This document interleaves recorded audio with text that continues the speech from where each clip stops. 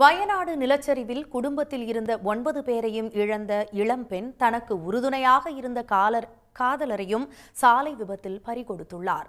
நிலச்சரிவில் சிக்கி உயிரிழந்த தனது தாயின் கல்லறைக்கு சென்று திரும்பும்போது ஏற்பட்ட சாலை விபத்தில் தனக்கு ஒரே துணையாக இருந்த காதலரையும் இளம்பெண் இழந்துள்ளது பெரும் சோகத்தை ஏற்படுத்தியுள்ளது. ஜூலை 30ஆம் தேதி கேரள மாநிலம் வயநாட்டில் ஏற்பட்ட நிலச்சரிவில் 300க்கும் மேற்பட்டோர் பலியாகினர். இந்த பேரிழப்பில் தனது குடும்பத்தையே இழந்தவர் வயநாட்டைச் சேர்ந்த 24 வயதான ஸ்ருதி. கோழிக்கோட்டில் உள்ள மருத்துவமனையில் கணக்காளராக பணியாற்றும் இவர் நிலச்சரிவின் போது பணியில் இருந்ததால் அவர் உயிர் தப்பினார். அவரது தாய், தந்தை, சகோதரி உட்பட குடும்பத்தில் உள்ள 9 பேரும் நிலச்சரிவில் சிக்கி உயிரிழந்து விட்டனர். இந்த சம்பவத்திற்கு முன்பே ஸ்ருதிக்கும் ஜென்சன் என்பவருக்கும் திருமணம் நிச்சயிக்கப்பட்டிருந்தது. பள்ளிக்காலம் முதல் நண்பர்களாக இருந்து பின்னர் காதலித்த ஜென்சன் ஸ்ருதிக்கு டிசம்பரில் திருமணம் நடத்துவதற்கு திட்டமிடப்பட்டிருந்தது. நிலச்சரிவில் குடும்பத்தை மட்டுமின்றி திருமணத்திற்காக சிறுக சிறுக சேர்த்த நகை, பணம் என அனைத்தையும் ஸ்ருதி இழந்து நின்ற போதும் அவருக்கு உறுதுணையாக இருந்து வந்தார் ஜென்சன்.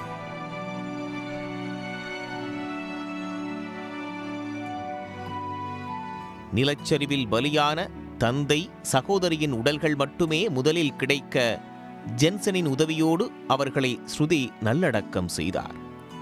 DNA சோதனை அடிப்படையில் ஸ்ருதியின் தாயின் உடலை கண்டறிந்த ஜென்சன் உடல் புதைக்கப்பட்ட புதுமலா என்ற இடத்திற்கு ஸ்ருதி மற்றும் உறவினர்களோடு சென்று இறுதி மரியாதை செலுத்தச் சென்றார். இறுதி மரியாதை செலுத்திவிட்டு அங்கிருந்து திரும்பிய போது கோழிக்கோடு கொல்லேக்கால் தேசிய நெடுஞ்சாலையில் வெள்ளாரம்குன்னு என்ற பகுதியில் அவர்கள் சென்ற ஆம்னி வேன் மீது பேருந்து ஒன்று நேருக்கு நேர் மோதி விபத்து ஏற்பட்டுள்ளது. இதில் ஸ்ருதி, ஜென்சன் உட்பட அனைவரும் படுகாயமடைந்தனர். தீவிர சிகிச்சை பெற்று வந்த ஜென்சன் எப்படியும் மீண்டு வருவார் என கேரள மக்கள் அனைவரும் நம்பிக்கையோடு காத்திருந்தனர். ஆனால் அவர் சிகிச்சை பலனின்றி உயிரிழந்து விட்டார். நிலச்சரிவில் ஒட்டுமொத்த குடும்பத்தையும் இழந்த ஸ்ருதிக்கு ஒரே ஆதரவாக இருந்த ஜென்சனும் விபத்தில் உயிரிழந்தது கேரளாவில் பெரும் சோகத்தை ஏற்படுத்தியுள்ளது. ஜென்சனின் மறைவுக்கு கேரள முதலமைச்சர் பினராயி விஜயன் இரங்கல் தெரிவித்துள்ளார்.